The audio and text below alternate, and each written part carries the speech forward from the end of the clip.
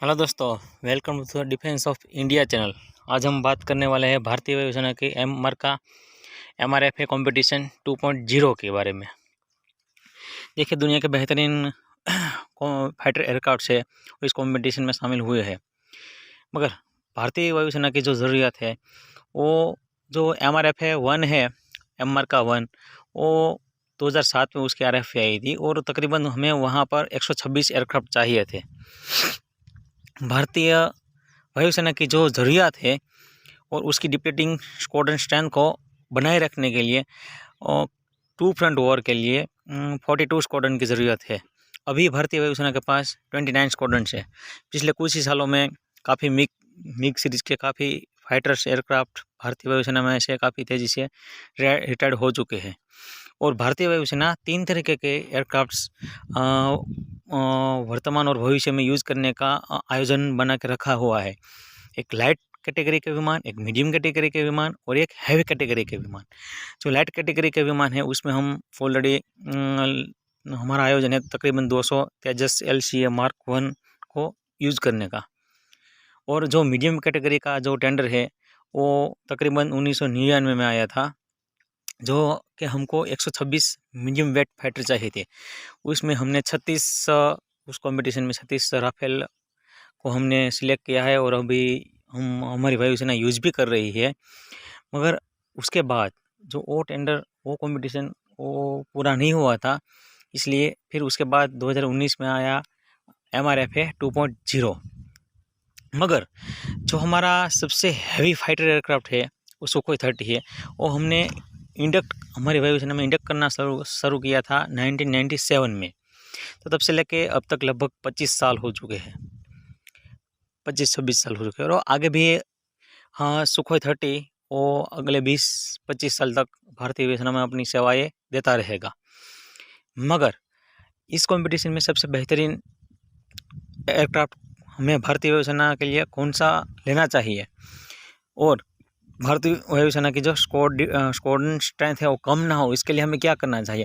तो इसके लिए हमें तकरीबन 36 राफेल हम यूज़ कर रहे हैं और 90 एडिशनल राफेल का हमें ऑर्डर दे देना चाहिए।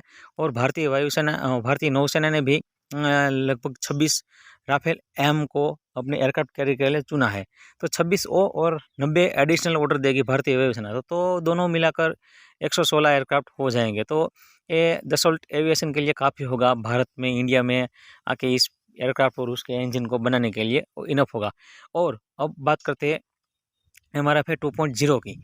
तो उसमें सबसे बेहतरीन एयरक्राफ्ट अभी मेरे ख्याल से F-15EX ही लग रहा है, क्योंकि अब सब लोग बात करते हैं कि भाई वो F-15EX लेने की क्या ज़रूरत है, हमारे पास तो उससे भी हैवी एयरक्राफ्ट है, सुखोई 30 M के आए हैं और उसे हम अपग्रेड भी कर रहे हैं। मगर जो हम सुखोई 30 को यूज़ कर रहे हैं, हमारे पास राफेल भी है।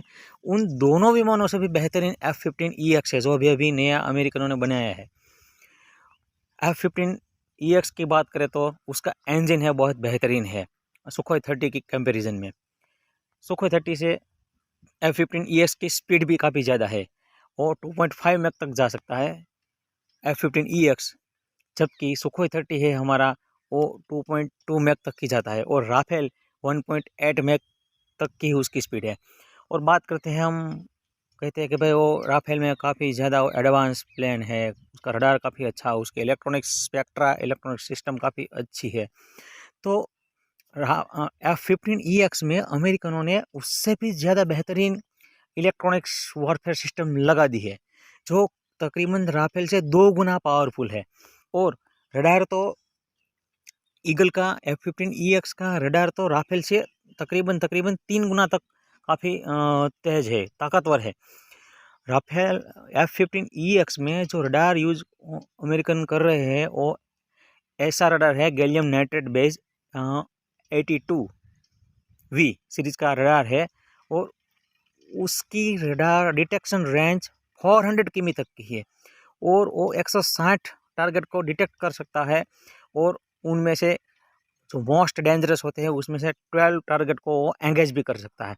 तो इससे खतरनाक रडार अभी तक किसी भी फाइटर में लगा नहीं हुआ है।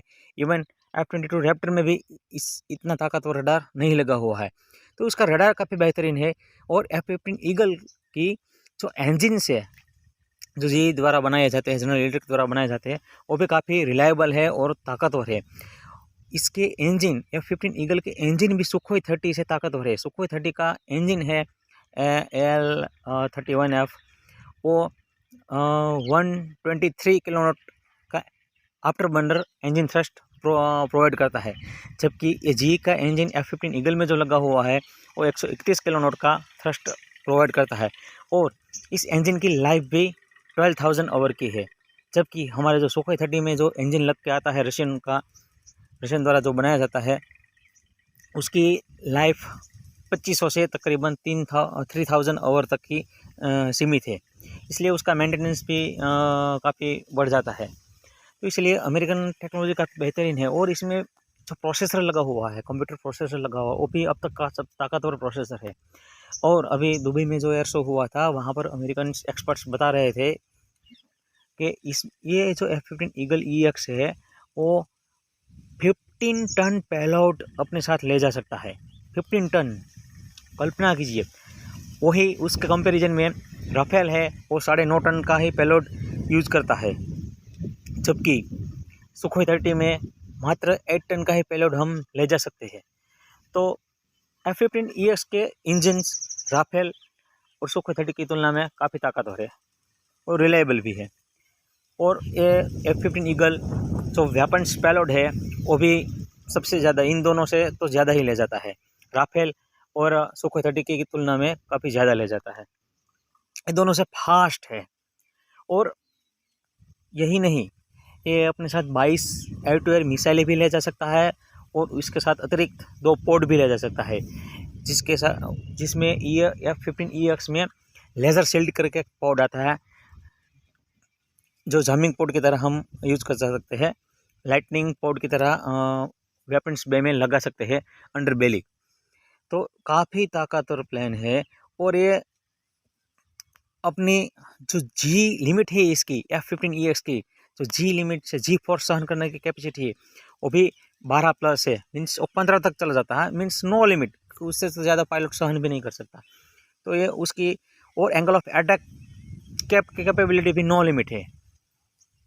तो ये डॉग फाइट में भी बेहतरीन है। और इसकी जो फेरी रेंज है, वो भी 5000 किलोमीटर की है। 5000 किलोमीटर तक ये जा सकता है, बिल्कुल सुखोई 30 की तरह। और इसमें इसकी एयरफ्रेम में फाइबर कंपोजिट मटेरियल का भी यूज़ किया गया है, और रेडार एब्जॉर्बर पेंट का और मटेरियल का भी यूज़ किया गया है। इससे इसकी जो रेडार क्रॉस सेक्शन है, वो भी काफ़ी कम हो गई है।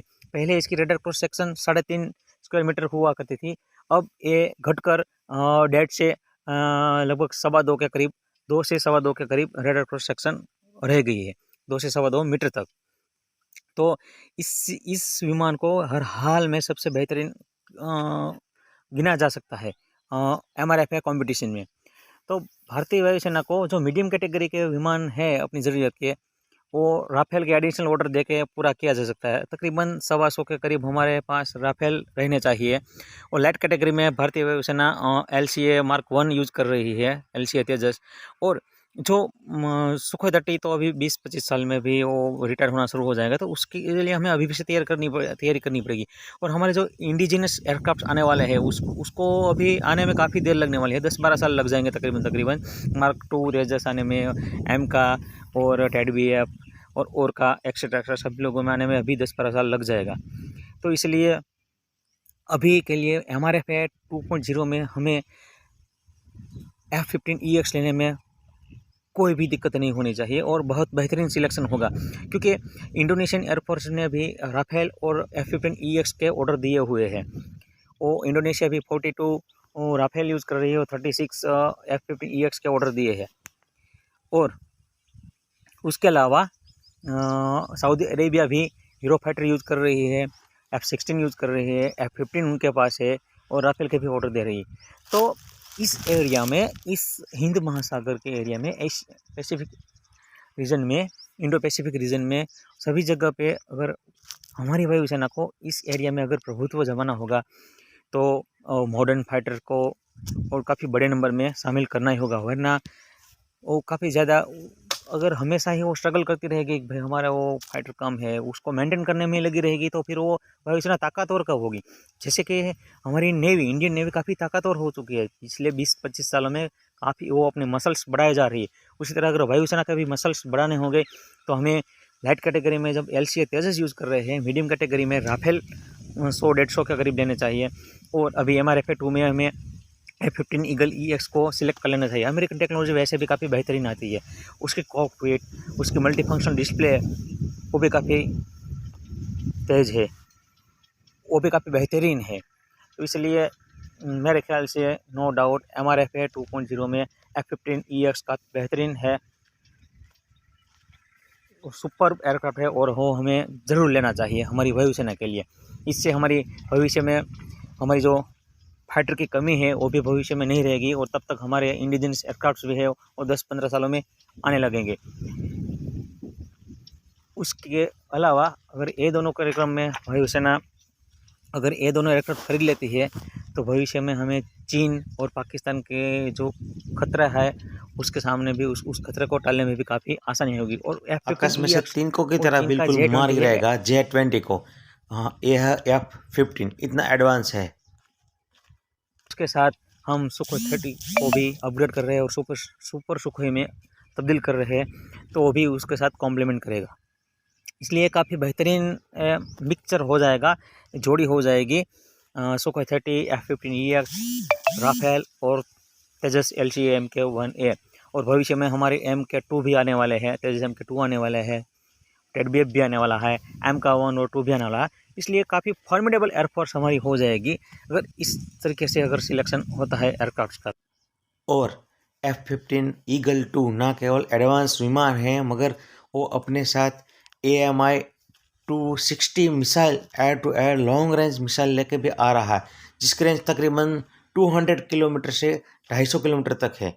और अपने साथ वो लेज़र शील्ड भी लेके आ रहा है, और F-15 ईगल वो हाइपरसोनिक मिसाइल को भी लॉन्च कर सकता है। तो इस न केवल ये एयरक्राफ्ट उतना हाईटेक है मगर उसके वेपन्स भी हाईटेक होने वाले हैं। इसलिए ये भविष्य में चाइना और पाकिस्तान के J-10 और J-20 को तो बहुत बिल्कुल आराम से ही मार गिराएगा। ठीक है, तो आज के लिए बस आज की वीडियो में रखते हैं इतना ही दोस्तों। बहुत बहुत धन्यवाद। लाइक कीजिए, सब्सक्राइब कीजिए और कमेंट कीजिए। शुक्रिया दोस्तों।